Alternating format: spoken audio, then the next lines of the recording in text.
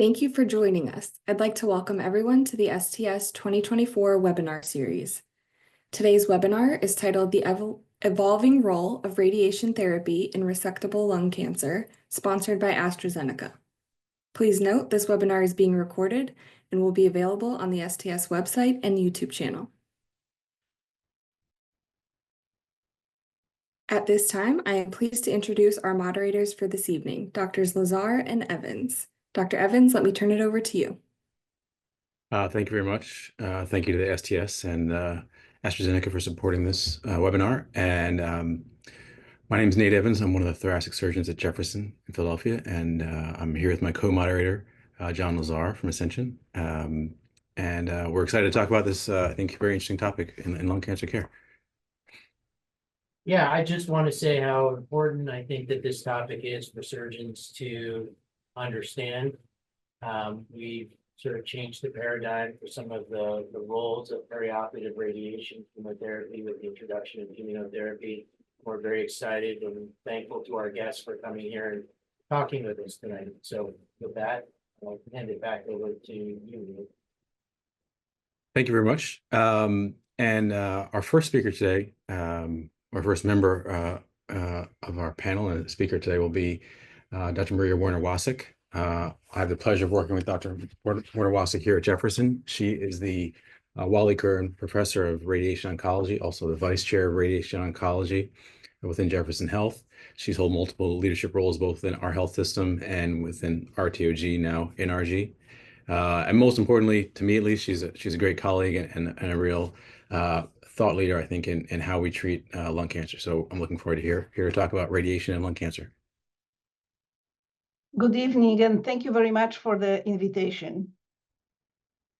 Let's start with talking how most of the patients with stage 3 non-small cell lung cancer are being treated, mostly those who are considered to have an unresectable disease. I'm sure you all heard about the Pacific trial, which established thoracic radiation to 60 grains 6 weeks, given with concurrent chemotherapy, followed by consolidation immunotherapy with durvalumab as a current standard of care for those patients who can receive immunotherapy. And as you see here, with long-term follow-up, the median survival time for patients in the experimental arm, those who received durvalumab after concurrent chemoradiation, was close to 4 years. Maria, so I don't think you're sharing your slides. Okay.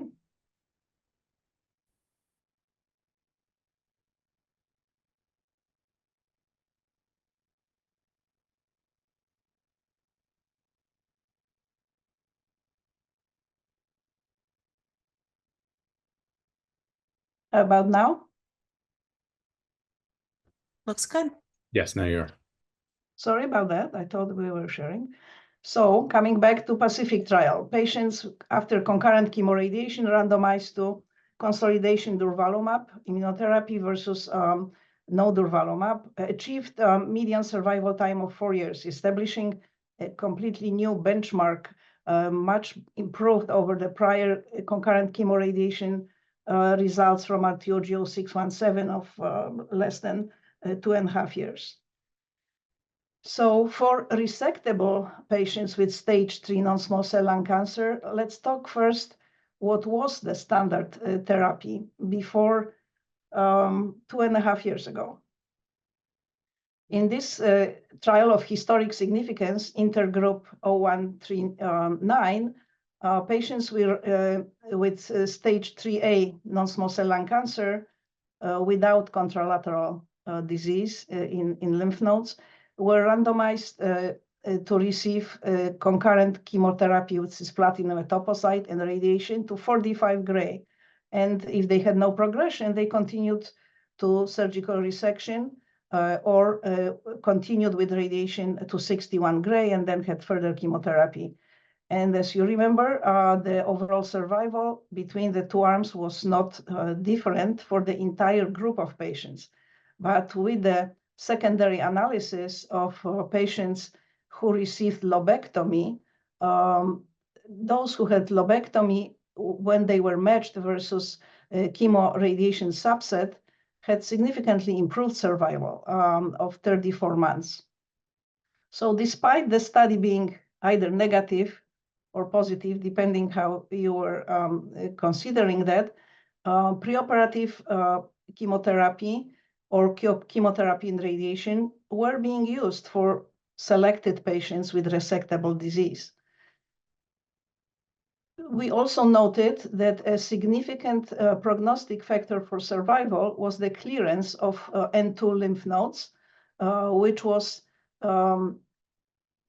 obvious with either induction chemotherapy or induction chemoradiation therapy, with those patients who cleared the lymph nodes having vastly superior survival over those whose lymph nodes had persistent disease during thoracotomy. With regard to the definition of which patients are resectable, this is, I think, a very nice graph from EORTC, our European colleagues, which divides patients into green rectangles, those who are definitely resectable, red ones which are unresectable, and there's this gray zone of yellow patients who are potentially resectable. And obviously, there can be a lot of discussion between surgeons, I would imagine, regarding those gray zone patients. And if you notice, for those patients who have N2 bulky disease, there is a separate category of unclear.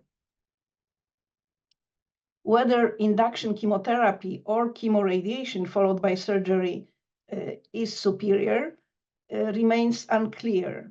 In this trial of RTOG 0412, the question was tried to be asked, but the study failed miserably, enrolling only 18 patients out of planned 574. Nevertheless, in the US, based on patterns of care presentations, approximately 2/3 of patients were treated with chemoradiation preoperatively versus 1/3 with chemotherapy alone. Another unresolved question with radiation, if used preoperatively, was the question of dose. In the intergroup 0139 study, the dose of 45 gray was used. And then there were several attempts, mostly in retrospective analysis, but in one RTOG prospective trial, to use a dose of around 60 gray, with the assumption that the nodal clearance will be much higher than with a lower dose. And indeed, that was the case. Nodal clearance is between 60 to 80% with those around 60 gray. However, that nodal clearance did not translate into improved survival in those studies. So that was happening up till 2.5 years ago, as I said, and what is the currently recommended approach to patients with resectable stage 3. This is a famous and impressive study of neoadjuvant chemoimmunotherapy, Checkmate 816, in which patients with stage 3A, 1B to 3A non-small cell lung cancer, good performance status without EGFR ALK alterations, received either preoperative chemotherapy, a standard arm for 3 cycles, versus chemotherapy plus nivolumab immunotherapy. And if they had no progressive disease, they underwent surgery up to 6 weeks post-treatment and then had optional but not mandated further systemic therapy or possibly radiation. The results were very impressive. In the experimental arm of chemo-IO, for shorts, the pathologic response rate was 24% versus 2.2% in chemotherapy alone, with event-free survival of 31.6 months versus 20.8, with median survival times not reached yet. On the basis of this study, FDA approved the regimen of nivolumab and chemotherapy as preoperative regimen on March 2nd, 2022. So what's the implication? No preoperative chemoradiation is necessary. That's how we think about it. Not only the progression or event-free survival was improved, but also surgery appeared to be easier in the experimental arm with regard to fewer adverse events, fewer severe adverse events, surgical adverse events, more patients receiving definitive surgery, less delay of surgery, less invasive surgery being possible, pneumonectomy being avoided in larger percentage, and higher percentage of R0 resection, as well as shorter median operative time. So not only addition to those to drug preoperatively had better outcome, but also less toxicity. Another study, which is actually not well advertised in the US, is that from Spain, the NADIM-2 trial. And that study is special because it only enrolled patients with stage 3A and 3B, in contrast to CheckMate, which had earlier stage patients also. So the potentially resectable patients, 3A to 3B, were randomized in 2-to-1 to experimental arm of nivolumab, paclitaxel, carboplatin for 3 cycles versus control arm, chemotherapy only. They underwent surgery between 42 to 49 days, and in the experimental arm, they continued with adjuvant nivolumab for 6 months versus observation. The secondary endpoint of this study, in addition to a pathologic response rate, was progression-free survival and overall survival. And overall survival probability at 24 months was 85% versus 63%, with hazard ratio of 0.40 and P of 0.034. So very impressive results with median survival times not reached again. What's interesting, 30% of patients in that study had T4 disease. We don't know whether this was based on multiple nodules or invasive disease. And 57% had N2 disease, and 36% of patients had multiple stations. In the past, patients with single nodal level were more likely to be considered for surgery, but here, more than 1/3 had multiple nodal stations involvement. So those will be the patients which were in the past considered for concurrent chemoradiation. So yes, we are impressed with the pathologic response rates, but if 24% of patients receive pathologic complete response rate, that means that majority of them, 75%, will not have pathologic complete response rate. And this graph shows us that PCR is a very powerful predictor, again, both in the experimental arm and in the standard arm, prognostically, very strongly prognostic for increased event-free survival in those who had the PCR.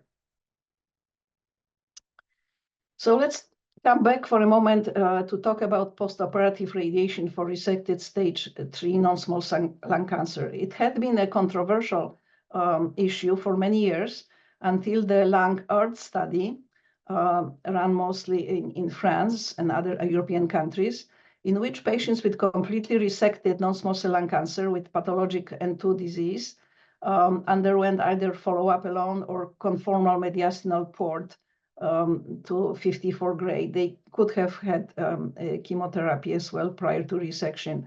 Most patients received 3-dimensional conformal radiation, which is somewhat, prior skill of radiation. Only 11% had IMRT, the more modern radiation. And the primary endpoint was disease-free survival at 3 years. And that disease-free survival was not different between port and no port.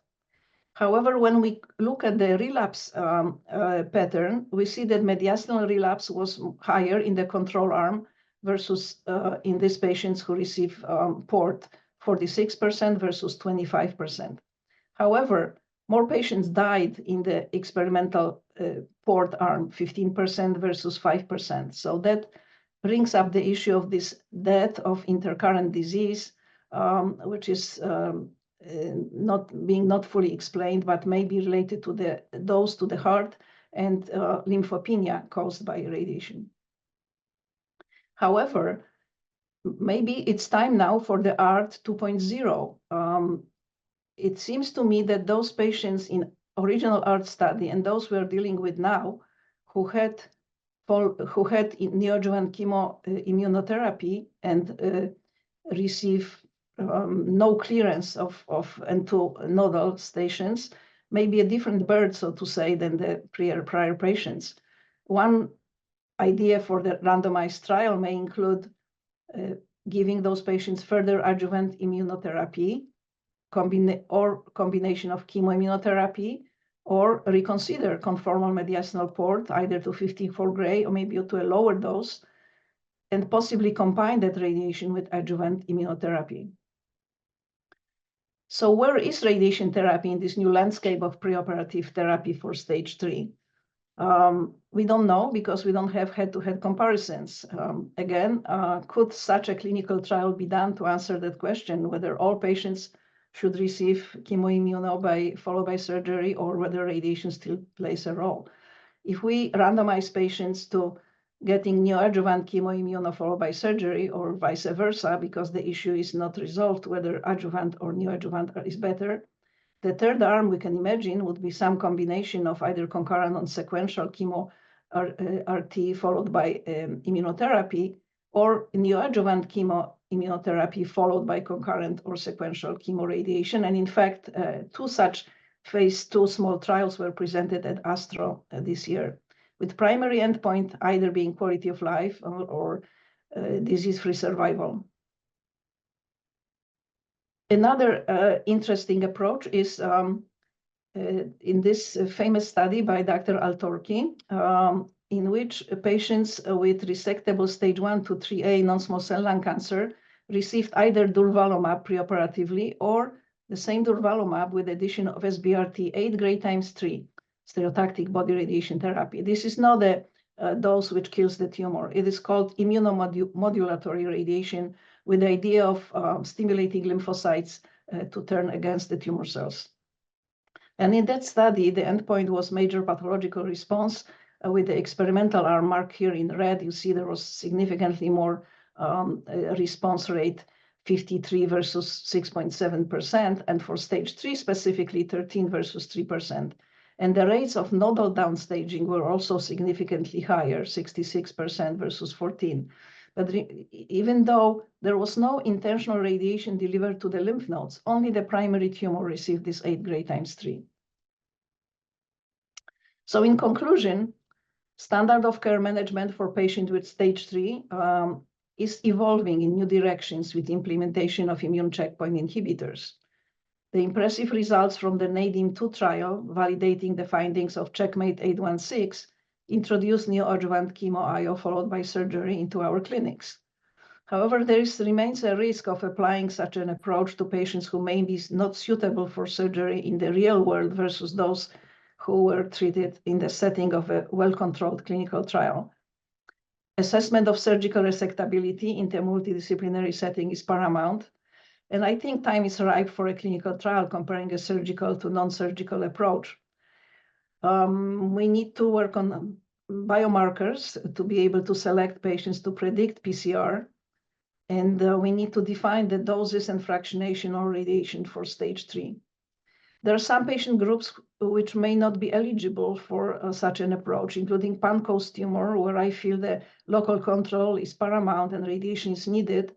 Patients with contraindications to immunotherapy, such as active rheumatoid arthritis, lupus, scleroderma, chronic steroid requirements, and obviously patients with EGFR positivity or ALK abnormality, for whom we know immunotherapy may be actually detrimental. I'll stop here. Thank you.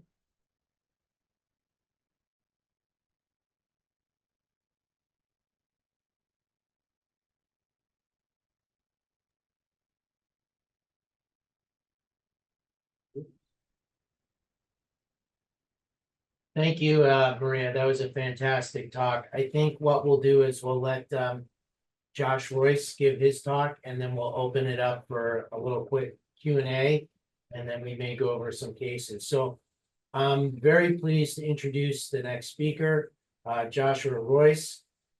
He and I worked together back when I was at Washington Hospital Center in Georgetown, and I had the opportunity to work with him again. So Dr. Royce is a thoracic medical oncologist at MedStar Georgetown University Hospital, an assistant professor of medicine at Georgetown University. So with that being said, Josh, I look forward to your talk. Thanks so much, John. Appreciate it. I'm happy to be here as the medical oncology representation for this discussion. And so without much further ado, I have a lot to cover because the world of systemic therapy in resectable non-small cell lung cancer has really evolved quite a bit. So this is going to be a bit of a whirlwind tour, but hold on, and then we can address questions and look forward to panel discussion after that. So this is just, again, this is probably all old hat for everyone, but just a visual glossary of terms when we're talking about our medical oncology therapies in the setting of surgery. And I kind of developed this for a patient talk, but I think it applies here too. So when we talk about neoadjuvant, this means giving a systemic therapy before surgery. Adjuvant means treatment after surgery. And then now in the world of perioperative, particularly chemoimmunotherapy, that's where we talk about giving our systemic therapies both before and after surgery. A lot of our survival outcomes also are important to keep in mind. We talk both about disease-free survival and overall survival. And so this is just an example I came up with. Let's say you have 10 patients that are treated, and a year later, 5 are alive and disease-free, 3 are alive but cancer has recurred, and 2 have passed. So in this hypothetical situation, your 1-year disease-free survival rate is 50%. Because these are the patients that are alive and disease-free. But then when you talk about overall survival, is actually 80% because even though 3 patients have had recurrence, they are still alive. So just a quick visual glossary of terms. So where were we? So prior to, I would say, 3 or 4 years ago, really all we were talking about was neoadjuvant and adjuvant chemotherapy in resectable non-small cell lung cancer, typically stage 2A and greater, with the newer TNM8 staging. We're about to transition to TNM9. And this was the benefit of chemo, about a 5% absolute survival advantage at 5 years. But obviously we had to do better. How did we do better? Let's first talk about targeted therapy. Now remember, there are a large percentage of patients with non-small cell lung cancer who have never smoked. And for all patients, really, we want to do next generation sequencing to look for actionable genomic driver alterations, which really impacts the therapies that we give in the metastatic setting, but also now in the locally advanced unresectable and resectable setting. So focusing first on targeted therapies in the adjuvant setting, a study that led to an approval and a change in practice was the phase 3 ADORA study. So this looked at patients with resected EGFR mutation positive non-small cell lung cancer randomized 1-to-1 to osimertinib, our standard of care targeted therapy in the space, or placebo. This study showed a very impressive disease-free survival advantage. You can see here a hazard ratio of about 0.20. Importantly, because these patients have a proclivity for brain metastases, this also helped to prevent recurrence in the brain. Here you can see a hazard ratio of 0.18. But importantly for these targeted therapies, we do wonder if they are truly, I guess, killing cancer as opposed to suppressing cancer, I guess you could say. And so the thought was, well, what happens when you stop the targeted therapy? Is that when we're going to see the recurrences? And will this lead to it translating into an overall survival benefit? So you could see here the therapy given for 3 years, and particularly in the stage 2 and 3A population, this is where we saw the recurrences develop in patients getting osimertinib. So the big question was always, well, will this lead to an overall survival advantage given these recurrences are still happening? And the long story short is we know that it does. So this is in the primary efficacy stage 2 and 3A population. Overall survival hazard ratio of 0.49 for osimertinib in this setting. You can see landmark 5-year improvement of about 12% in absolute overall survival at 60 months or 5 years. Broken down by stage, you could see this benefit, again, most pronounced in stage 3A, but you could see there is benefit even up to, or I should say down to stage 1B. So there are actually trials now ongoing to look at, for the stage 2 and 3A, can we extend the duration of osimertinib to 5 years? And then for the stage 1A, could we actually look at osimertinib in that setting? Though I will say the FDA is somewhat confusing. They approved, and the label for this is irrespective of disease stage. So in theory, I feel obligated to discuss this therapy even with my stage 1A patients. A similar targeted therapy population, but this looking at patients with ALK fusions, which is a rare fusion seen in about 7% of non-small cell lung cancer. So this study, some similarities and differences. This study actually randomized to the targeted therapy or chemotherapy for the primary endpoint of disease-free survival.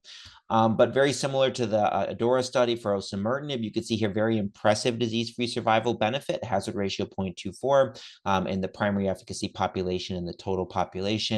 Again, you could see how the disease-free survival hazard ratios were across stages, but probably most pronounced in the stage 3A population, where you saw this landmark, particularly the 2-year event-free survival, a benefit of almost 30%, I should say over 30% for alectinib.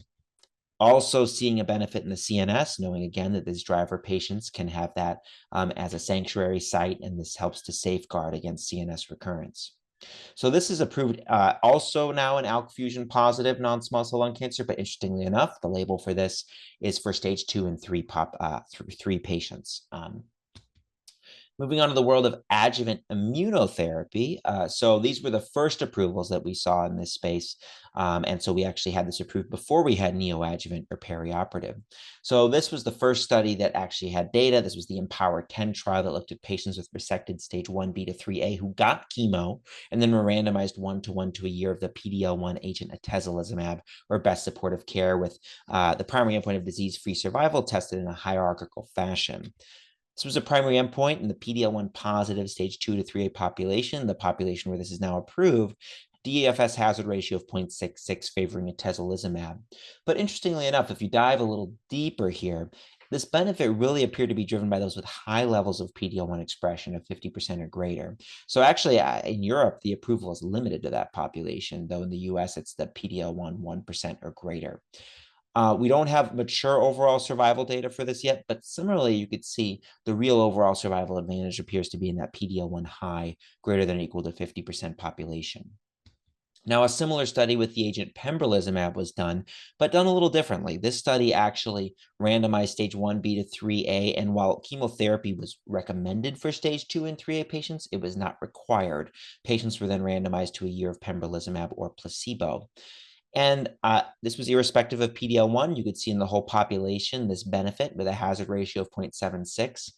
Interestingly enough, in this study, the PD-L1 high co-primary endpoint population, it was negative, which we found all very confusing. And it would appear to be actually that for some reason, the placebo arm in the PD-L1 high population overperformed. We don't tend to think of PD-L1 as being prognostic for doing better with chemo. In fact, if anything, we think the opposite. But studies are studies, data is the data, and that's what this showed. So this is a summary of the approvals of adjuvant and just the key data for these adjuvant therapies. And you can see atezolizumab approved for PD-L1 positive stage 2 and 3A, whereas pembrolizumab approved for stage 1B to 3A, irrespective of PD-L1. What about neoadjuvant and perioperative? So I know we got a little bit of taste of this with the previous talk, but the first study we saw and the first approval we saw was with neoadjuvant therapy, so Checkmate 816, which was 3 cycles of nivolumab with chemotherapy versus chemotherapy alone in patients irrespective of PD-L1 status, followed by surgery and optional adjuvant care with co-primary endpoints of pathologic complete response and event-free survival. So this study met its primary endpoint of event-free survival. You can see here robust improvement in event-free survival, the trend and benefit also for overall survival. And then importantly, there was a really robust improvement in pathologic complete response with PCR rates of about 24% compared to 3 or 4% with chemotherapy. Now, I don't want to go through every perioperative approval we have, and for the sake of time, I think it's more important to get to the discussion and cases. But these are the 3 trials of perioperative, the 3 approvals we have in the United States. All keynote studies are pembrolizumab. That's the cheat code there. Aegean, anything nautical related in general is durvalumab, and the Checkmate studies are nivolumab. And you can see here very similar designs, very similar improvements in pathologic complete response. You could see the bottom one, 77T PCR of 25%. Do I view that as significantly better than the other studies? No, not really. Aegean and Keynote were much larger studies of approximately 800 patients, and each Checkmate study was about 400. And then you could see the hazard ratio for DFS, very similar across the board here. And to me, this is reassuring data. This suggests that none of these data were flukes, that this truly is a strategy that works better for our patients. So one interesting thing, a summary, and then we'll talk about a few interesting points. So interestingly enough, it does appear that pathologic complete response is probably predictive of improved event-free survival with neoadjuvant and perioperative therapy. So this is just showing from the neoadjuvant study, you could see just as a spectrum, as a receiver operator curve, how less residual viable tumor led to improved event-free survival. And you could see really the breakdowns by kind of stepwise cutoffs for residual viable tumor at resection, where the patients that really did the best were those that were PCRs and major pathologic response, which is this artificial term of less than or equal to 10% viable tumor cells at resection. So it really is an important question, I think, that was brought up earlier on for those that don't have a pathologic complete response. What do we do in that situation? And we'll talk about that in a little bit. This is a summary slide just for your reference, so that if you can have to cite from the medical therapy standpoint about the event-free survival differences between studies. All the approvals actually are a very similar indication here. Basically, it really is approval in stage 2 and 3, where they talk about tumor greater than or equal to 4 centimeters. In theory, 4-centimeter tumor is stage 1B. Everything greater than that is 2A and beyond. So those are the approvals. But again, as we talked about, so some interesting points here. Number one is N2 disease. So I think we've talked about, and probably will talk about, how N2, for the longest time, this was the setting where we really were grappling our minds with what's the best approach. Oftentimes back in the chemo days, this was really many sites and teams would say that that's not a surgical patient, but it's really evolving, where both single and multi-station patients with N2 are going to the operating room. And in both the phase 3 AEGEAN and Checkmate 77T studies, these patients with N2 disease actually performed better than the overall study population. These were the population that really seemed to benefit perhaps even the most from a neoadjuvant and perioperative approach, which I think it throws a wrench into maybe what we would have thought. But, I say this to say that really the definition, I think, of who is resectable is evolving, though it is an important point, and I'm sure we'll talk about it more. A neoadjuvant systemic therapy should not be given to downstage and convert someone from potentially resectable to resectable. That's not how these studies were done. We need trials to look at that. But if someone is unresectable at the outset, they should really be treated with a chemoradiation paradigm. But if they're resectable, perhaps it would be a technically challenging surgery, or one where you're thinking bilobe or pneumonectomy, if someone could tolerate that. I think if they're at least resectable at the outset, then a neoadjuvant approach is reasonable. Now, one question that's always a big on our mind is, well, what approach is better, perioperative or neoadjuvant alone? And there was actually an attempt at looking at this. One of my colleagues and mentors, Patrick Ford, looked at an analysis of Checkmate 816, the neoadjuvant study, versus Checkmate 77T, the perioperative study, looking at those patients, specifically comparing the neoadjuvant to the adjuvant, the neoadjuvant to the perioperative, and specifically the perioperative patients who had surgery and received at least one dose of adjuvant therapy. Now, there's been a lot of hubbub about this, saying this is a flawed analysis, but it at least led some insight into kind of patients where you might want to explore a perioperative approach. Importantly, those who had a pathologic complete response, now that hazard ratio tells you trend toward improvement with the perioperative. In my eyes, though, to me, that looks like they perform very similarly, and perhaps those are patients where neoadjuvant alone is sufficient. But in those where there is no PCR, I think that's where perhaps there's a trend you could see here toward the perioperative approach. There was also a question of, well, PD-L1 negative versus positive. There appeared to be trend in the PD-L1 negative population that this perioperative approach might be better compared to PD-L1 positive, where I think that signal was more muddied. So just some critical questions that remain, and we'll talk about, and just critical points. I think one is really, we need to do molecular testing on all patients, irrespective of disease stage, including in the neoadjuvant setting. Now, that might not be our next generation sequencing that takes 2 to 3 weeks to return, particularly since that tissue is oftentimes limited. At our site, we actually do a more limited panel to at least assess EGFR, ALK, KRAS, and PD-L1 status to really try to shuttle patients into a chemoimmunotherapy approach versus a targeted therapy approach. We talked a bit about perioperative versus neoadjuvant alone. And then I think a very important question that we're facing now is that as we move these therapies into earlier stages of disease, for patients who experience recurrence, what do we do in that setting? If it's a localized recurrence, I think we're still talking potentially about repeat surgery or radiation. But if patients have a more widespread recurrence, how are we treating those patients with systemic therapy? And I think that's an important evolving question. So that's my whirlwind tour. I know I spoke fast. Hopefully that was helpful. And I look forward to the cases and the discussion. Thank you.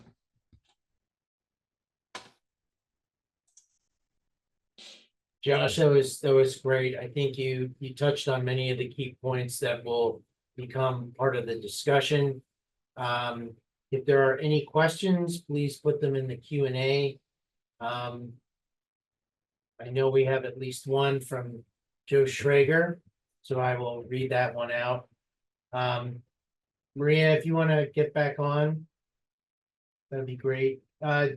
Question is, do we know what the risk of pneumonitis is adding to postoperatively on XRT after induction immunotherapy? Do we know how long after immunotherapy it becomes safer to give radiation therapy? I think the best data for incidence of pneumonitis come from immunotherapy given as consolidation following chemoradiation, Pacific and similar trials. And there seems to be an increased incidence of pneumonitis, about double, with addition of immunotherapy over no immunotherapy. However, it seems also that those pneumonitis cases from IO are usually milder, rarely of grade 4 or 5, mostly grade 2 or 3. To answer the question, what is the incidence of pneumonitis after induction chemoimmuno, and how does it relate to radiation, that I don't have answer for that, because we don't have really data to support it. I with any IO, my experience is there is a little more pneumonitis, not dangerously high and no high grade. So I'll echo and agree with that point entirely. In terms of timing, we actually give, in the consolidation setting after definitive chemoradiation, we'll oftentimes start durvalumab within 3 or 4 weeks after chemoradiation. But it can be challenging because if you then see, pneumonitis on a scan, all right, well, what is it, radiation related or is it immunotherapy related? Oftentimes, if we feel that it's isolated to the radiation field, at least at our site, we tend to think it's maybe more likely radiation related, but it can be challenging. I mean, the treatment is typically the same with holding therapy and steroids, but then it's a question of about reinitiation of immunotherapy. That depends, I think, on the severity and whether we think immunotherapy was the inciting agent. I will say, in talking about radiation after like a chemoimmunotherapy and then surgery, I know with the results of the Long Art study, our site has really shifted away from a postoperative radiotherapy, outside of a situation where perhaps an R0 resection could not be achieved. And in those scenarios, we're typically deploying, radiation before any additional adjuvant therapy. But we have not in any way shied away from kind of the timing of a chemoradiation approach or radiation. If surgery is not successful, we just kind of move forward with it as we have to. The other point I'll make, and then I'll shut up, is that, I think there's also a big debate of if you radiate after giving immunotherapy, particularly to the nodal basin, is there some concern that that's negating some of the effects of the immunotherapy? With the Pacific 2 study being negative, I think a lot of us in the field are very concerned that perhaps if, immunotherapy after radiation, that might be okay. But if we do immunotherapy concurrent with radiation, or we do radiation after giving some chemoimmunotherapy, I think there's some questions about could that be negating some of the effects? Yes, but however, there seems to be a difference. Chemotherapy plus immunotherapy plus radiation, not good. We know it from lung, we know it from head and neck. However, immunotherapy alone with radiation, the chemo-less approach, seems to be much more favorably tolerated. There is a phase 1 study, Energy Oncology LU004, which will now likely proceed to phase 2. And I treated some patients on the trial, fantastic responses and not much toxicity. So I don't think we have final answer yet.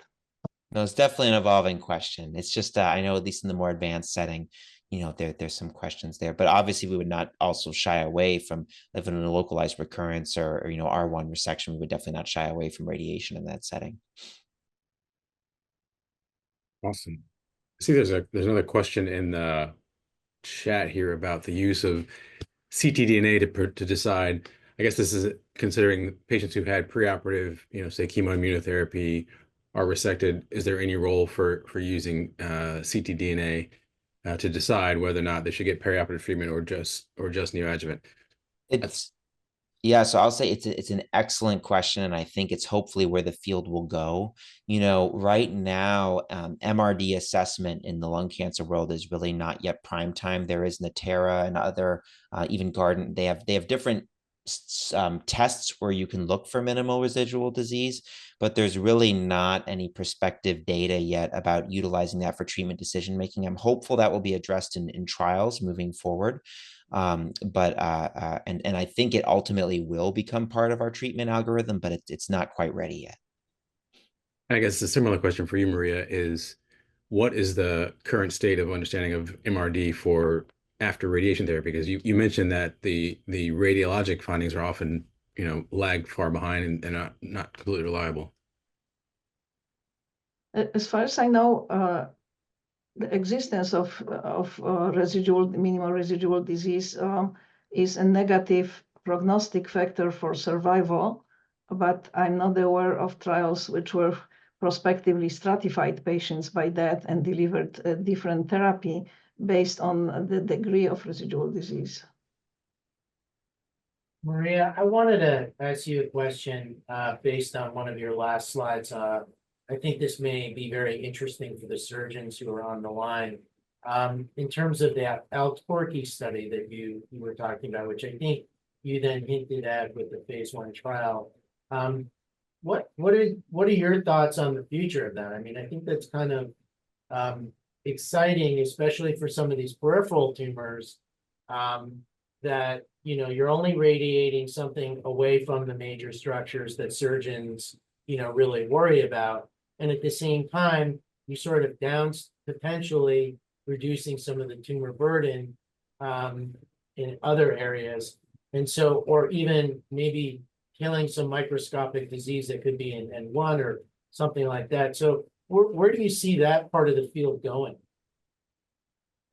I think it's a very interesting concept. The slide I showed was the original presentation from Altorki, and there is an update study from Nature Communications where he went into great details of immune response parameters between those two arms and demonstrated actually there was no difference in survival or progression-free survival between the two groups, which was explained by small patient numbers and apparently a large proportion of EGFR positive patient in his patient group, which maybe at that time was not known to be not a good thing to combine with durvalumab. So yes, no, I'm excited about this concept that has been advanced in New York by Silvia Formenti and her group of this immunomodulatory radiation, and energy oncology is considering running trials. I think it's intriguing, not fully explainable, has to be tested rigorously. Yeah, I know coming from the endoscopic world, we're already looking at, pulsed electric fields and being delivered bronchoscopically and seeing, how this, affects surgical, the tumors, even 6 weeks after delivery and things like that. So I think this is a very interesting emerging sort of side of where we're headed, especially in the perioperative room. Any other questions? No, Right. questions? You want to Mhm. show that case you had? Yeah, so I have a recent case.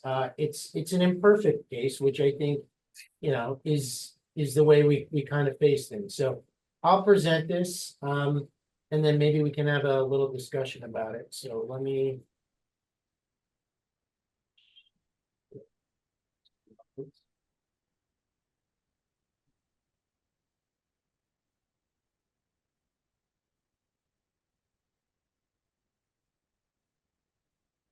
Are you guys able to see this? Yes. Okay, so this is a ECOG 0 75-year-old female with a clinical stage 3A.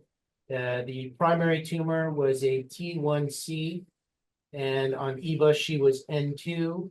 and the N1 at 4R, and the N1s were negative.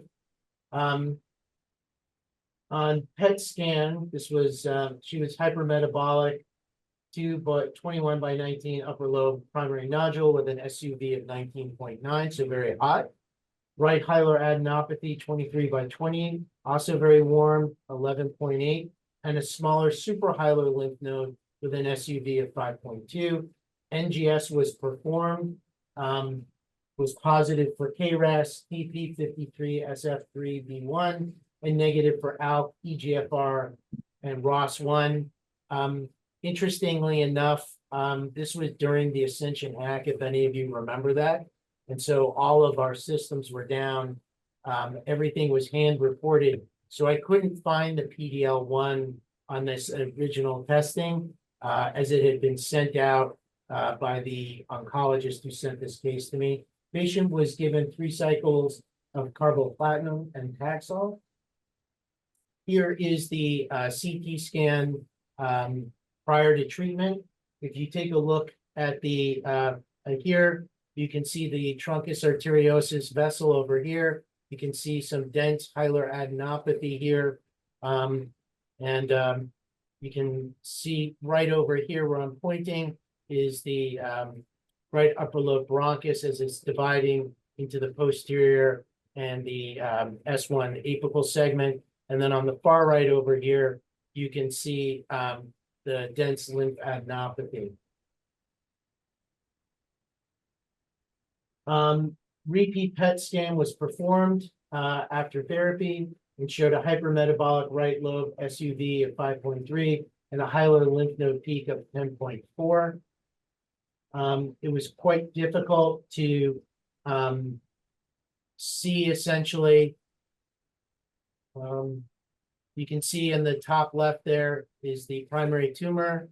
You can see the vessel again, and you can see these 2 lymph nodes sort of straddling it. And then you can, in a typical fused fashion, it's very difficult to see what is what. It's all blurred together. So you can see here, this is after the dissection. There's the truncus arteriosus going up into segment 1. You can see this 10R lymph node between the vessel, and then what's underneath that white gauze is the right upper lobe bronchus. And you can see this other dense lymph node over here as it is fused to the V1 branch, as well as it's a little difficult. It's fused back into the main P, sort of the main branch of the PA as it's descending down there. So unfortunately, I was able to get out the lymph node that was along the 10R bronchus there. And then you can see it's running along the phrenic, but this lymph node over here was just unable to be reached. And I was unable to do any kind of segmental or otherwise resection there. And so we ended up doing a wedge. So the segment was aborted. We completed the wedge resection as it was less than 2 centimeters with negative margins. The complete lymphadenopathy of 13 lymph nodes were all negative, including the original 4R lymph node. We got multiple 4Rs from there. And so the only thing that remained positive was the 1 10R lymph node along the bronchus that I took out, and the 1 unresectable lymph node along A1 and B1. So obviously the patient has not gotten immunotherapy. They've gotten neoadjuvant therapy. And I guess I'm opening it up to the group as to what they think what the possible treatments would be and what you would suggest with the multidisciplinary tumor group. I like this, Casey. You've already done the hard part, so I get to let them answer these questions. So what would you consider this resection to be? R0, R1, R2? I mean, we're leaving behind residual disease. So, I mean, I guess it's R2. That's what I thought. If it's R2, we are not strictly discussing any adjuvant treatment. Adjuvant definition, as I understand it, is when there's R0 resection and you're giving additional therapy, right? And here there's remaining tumor. So that's could be equivalent of small locally advanced disease for which I would give local radiation therapy not to the entire mediastinum but only to the involved area, which should be less toxic than treating the entire mediastinum, which we know was uninvolved, and preferably combine it with something systemic. Yeah, so because it said there was a lymph node that was left intact. Yeah, Yeah, no, I would agree. I would probably give concurrent chemoradiation. I have just a lot of questions in general, like, all right, if this was resectable up front, why was there not an immunotherapy-based treatment given neoadjuvantly? Why was it Taxol and not pemetrexed, which we typically give for adenocarcinoma? So those were the questions that were immediately swirling in my head. But Yeah. what was done. And so in that setting, I would agree. I would probably, and then you're probably talking about shifting more toward like a Pacific style approach. So if we're doing a concurrent chemoradiation for definitive intent, I would probably then follow that up on the back end with durvalumab immunotherapy for a year. Yeah, this was one of the few times that I wasn't consulted prior to their induction therapy. It wasn't presented at tumor board. This was an outside oncologist. And so when I asked him, when I was reviewing this case, I asked them all these questions. I didn't get a lot of real answers. And I think, it's great when you have a multidisciplinary approach, but this is sort of what happens when you don't have that. You know what I mean?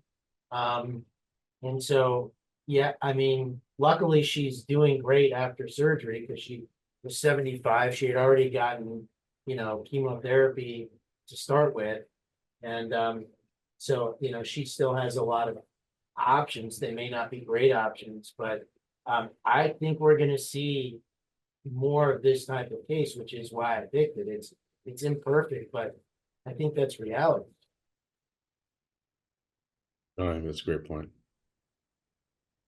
Let's see. Do we have any other questions? I have a couple of cases we can probably get through. Maybe one or two more. Let's see here. And as I bring that up, the other question I had for you, Dr. Royce, was let's say that he was able to take that lymph node out. How would you, obviously, I think it sounds like at your institution, same as ours, if that patient had come to us initially, we would have given them chemotherapy, immunotherapy up front. But let's ignore this node that caused so much trouble, and they still had some residual disease, but not it was R0 resection. How do you guys approach that situation? Yeah, in an R0 resection where you get neoadjuvant chemotherapy alone, I probably wouldn't switch and give more chemo per se. Like I don't think, oh, let's give one more cycle of carbopac or even then giving carbopem. I don't think I would necessarily switch chemo, but I probably would give immunotherapy. Now I would want to see the PD-L1. I know it's an imperfect biomarker, but PD-L1 50% or greater in particular, I think there's a clear data for atezolizumab there. Now the all-comer data with pembrolizumab is a little vexing. Like, why would PD-L1 negative? Why would there be benefit there? Is that just the overall population clouding that setting? I still tend to give it, even if PD-L1 negative, if someone's otherwise robust and there's no clear contraindications to immunotherapy. But that's probably what I would do in that case. And again, I would want to make sure that it was full NGS testing that was done and not just like a panel testing, because it's also important to do the full sequencing. Because if something was missed, I would want to make sure there's no actionable driver alteration that would affect that. Can you guys see that? Sorry, John, do you have a question? Yeah. So one last quick thing for both Josh and Maria. And one of the things, if you think about that post-adjuvant, post-chemotherapy PET scan prior to surgery, you have the nodule is still hot and the hilum in both areas is still hot.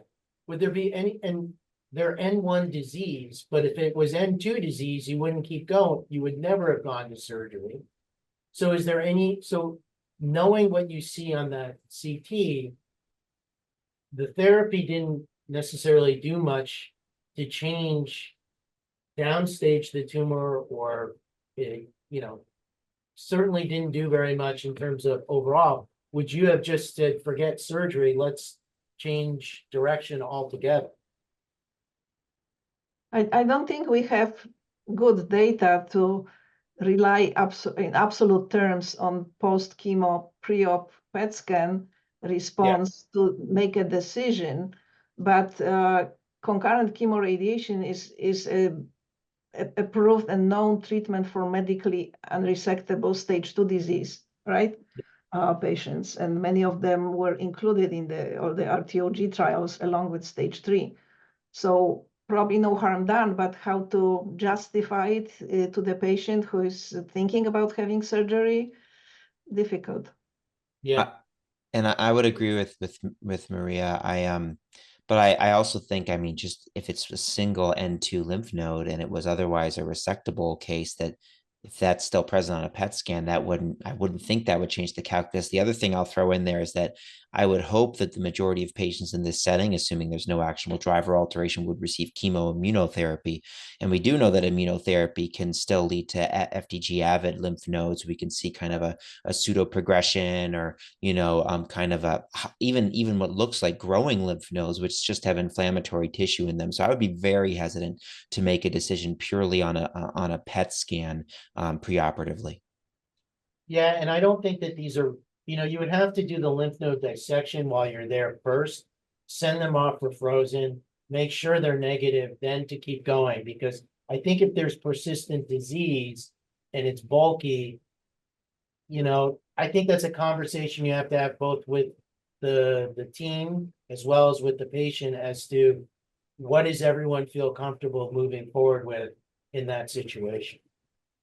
Yeah, I think that's a great point. But I also think that, we've for a long time said that multi-station N2 disease, maybe those patients don't benefit from surgery. But I mean, some of these trials, I think at least one of them, maybe was the 77T, showed that actually the multi-station patients did better, right, than the single station patients. So I wonder if we need to be careful about making that sort of blanket statement that, multi-station N2 disease is not someone who we should consider for surgery.